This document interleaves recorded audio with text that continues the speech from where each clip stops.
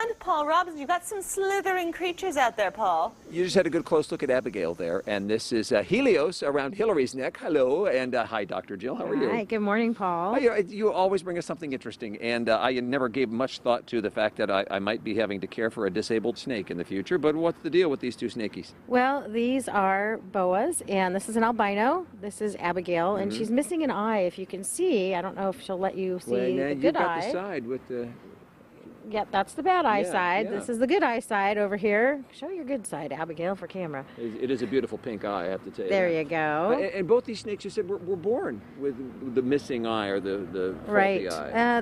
This is a genetic problem that these snakes have, or it's really not a problem because they survive just fine, as you can see. They do absolutely Abigail okay. keeps wanting to come my direction. Have you noticed that? She's just liking your tie, Paul. And by then, the tongue coming in and out, in and out. What's going on with that? Well, they're tasting particles in the air. They're checking you out, basically. Are you food? Are you a friend? Are you an enemy? I want to let her know I'm not food. Yeah. And by the way, I have to tell you, I am not a person who really kind of ever wanted to own a snake.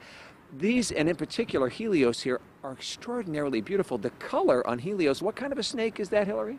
He's a sunglow. A sunglow. Boy, it's just an absolutely gorgeous color. Okay, so now what special needs? I mean, what do we do to care for, they've got one good eye. Do we need to do anything different for these snakes? Well, you want to make sure their food is in the proper place. These guys actually pick up on scent and movement as well. So they really are not disabled per se.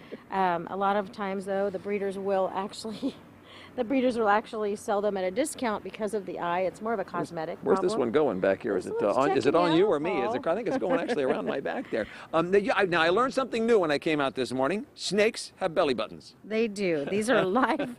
These are live breeders, and so when they're born, they don't lay eggs. It doesn't hatch out of an egg. They don't, and they actually have a really long, interesting belly button. I don't know if we can find it on her or not. We're in search of a belly button. I also wanted to see some snake teeth if we could do that before we're done too. Yeah, absolutely. Look at Helios down here. Hillary, I'll show you Helios' teeth. Their teeth are pointed backwards so that when the prey gets in their mouth, they actually can't get away.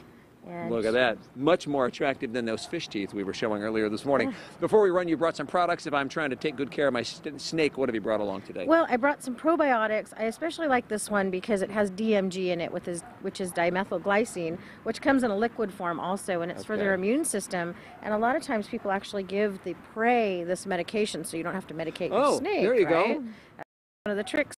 Sometimes we load it in peas or different foods that they like. We can actually inject them Hang medication. on, snakes eat peas? Well, they're not really supposed to, but as treats, sometimes we can do that. And then there's all sorts of other products, but I love the rose water. I love to sprinkle rose water on their skin because like Abigail's shedding, you can kind of see she's peeling here. Yeah, and I love a sweet-smelling snake. We have to run, but if I need to take care of my snake, I know who I'm calling. Dr. Jill will take good care of you, and Bethany, if you'd hit the details, I'm going to hang with the snakes.